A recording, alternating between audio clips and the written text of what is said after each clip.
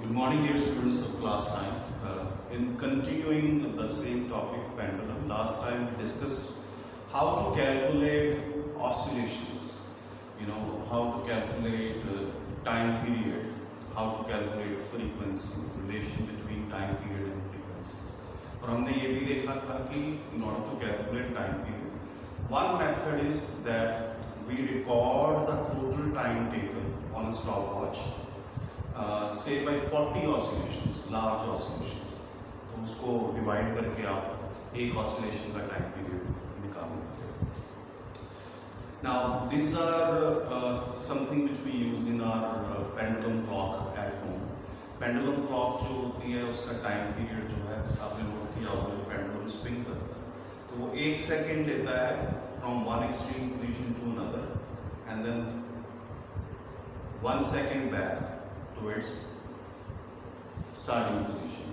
तो 1 मिनट जाने का, 1 सेकेंड जाने का, 1 सेकेंड वापस आने का. इस टाइप के पेंडुलम को जिनका टाइम पीरियड, क्योंकि एक ऑसिलेशन के लिए कितना टाइम लगा उसको 2 सेकेंड्स, हम सेकेंड्स पेंडुलम कहते हैं.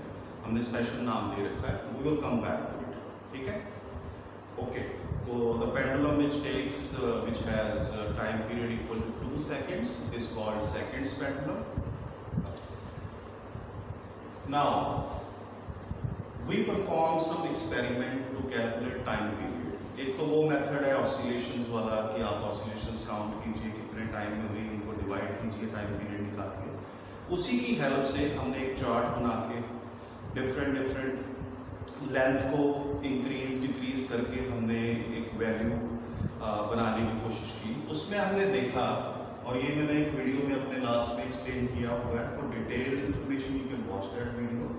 उसमें हमने देखा कि अगर हम लेंथ को इंक्रीज डिक्रीज करते रहते हैं उसके हिसाब से टाइम पीरियड भी इंक्रीज और डिक्रीज करता है. ठीक है, पर हमने ये चीज देखी कि अगर मैं उस टाइम पीरियड को स्क्वायर करूं and then I divided by length of the pendulum which I took, this comes out to be constant. ये वैल्यू कांस्टेंट आती है. इसका ग्राफ भी ड्रॉ करके देखिए, P square versus L graph of simple pendulum, it comes to be a straight line. ठीक है, तो इसका मीनिंग क्या है? आगे जब हम पेंडुलम की लेंथ चेंज करते हैं उसका टाइम पीरियड भी चेंज कर देते हैं. तो इनका मतलब डायरेक्ट कुछ रिलेशन है. ठीक है, फिर हमने कुछ और एक्सपेरिमेंट करके देखे. मतलब ये हम जानना चाहते हैं कि पेंडुलम जो है उसका टाइम पीरियड किन फैक्टर्स पे डिपेंड करता है, किन पे नहीं करता.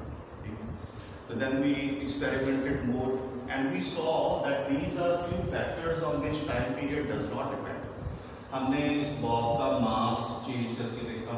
कभी हमने इसको ज़्यादा हैवी ले लिया, कभी हल्का लिया, थोड़ा सा ठीक लिया, मास चेंज कर करके देखते रहे, पर टाइम पीरियड में कोई फर्क नहीं पड़ा. हमने लेंथ को नहीं चेंज किया, हमने इस स्फीयर का बॉब का हमने मटेरियल चेंज नहीं किया, सिर्फ मास चेंज किया. जैसे आपने आयरन लिया, आयरन का बॉब, तो आपने 1 kg वाला लिया, 1.5 kg, 1200 grams, 2 kilo, 3 kilo, like that. So by changing mass of the ball, time period did not change. So it does not depend upon mass of the ball. फिर हमने material change करके देखा, कभी हमने iron लिया, कभी हमने steel या कुछ और, मतलब मटेरियल हम लेते गए, तो हमने कुछ वेरिएशंस देखी, पर टाइम पीरियड पे कुछ फर्क नहीं पड़ा. तो मटेरियल ऑफ द बॉल पे भी टाइम पीरियड डिपेंड नहीं करता. उसके बाद हमने देखा कि ये जो हम डिस्प्लेस करते हैं, जैसे इसको थोड़ा सा इधर किया, तो इसको आप थोड़ा सा खींचिए, थोड़ा सा ज़्यादा, बहुत ज़्यादा नहीं, तब भी टाइम पीरियड में कोई फर्क नहीं पड़ता. ठीक है, यहाँ वो ऐसे ऐसे से मूव करता रहता है. अगर आपने थोड़ा ज़्यादा किया तो वो ऐसे ऐसे और फास्ट हो जाता है. ठीक है, तो ये 3 फैक्टर है, मास, मटेरियल और displacement. If amplitude is kept small, इन पे टाइम पीरियड डिपेंड नहीं करता. Then the 2 factors on which we saw that the time period depends is, one is length, effective length of the pendulum, जो मैंने आपको बताई थी, जो आप ये सपोर्ट से लेके ये length of string, then plus this radius of string, इस पे डिपेंड करता है. How it depends on it? ये हमने एक्सपेरिमेंटली देखा कि ये square root of it is directly proportional to square root of length, ठीक है। एंड सिमिलरली ग्रेविटी के केस में it is inversely proportional to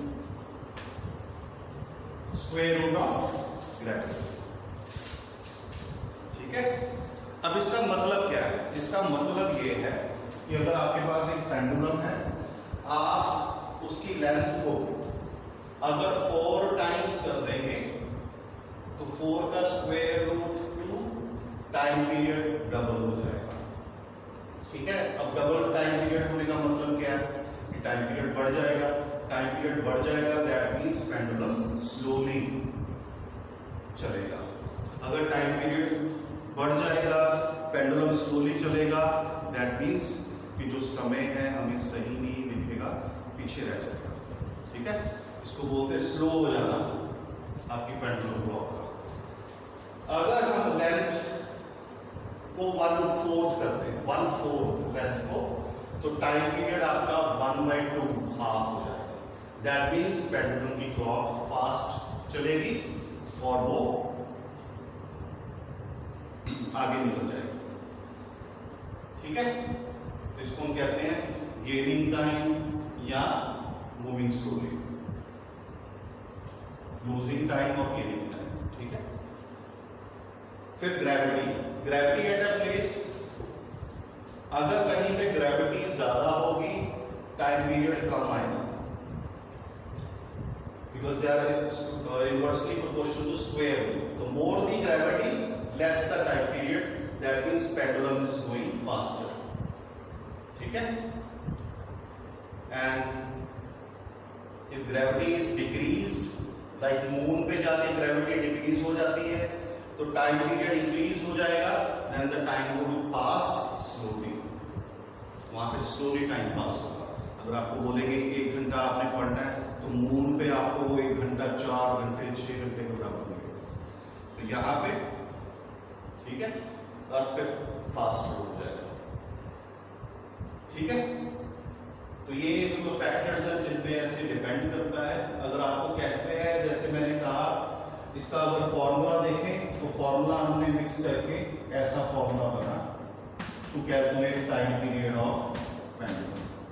T is equal to 2 pi L upon G, जिसको हम ऐसे ही लिख सकते हैं, T square is equal to 4 pi square L upon G, ठीक है। तो ये टाइम पीरियड का फॉर्मूला बन गया लेंथ और ग्रेविटी के साथ। हमने कहा था seconds pendulum is that pendulum which has time period equal to 2 seconds.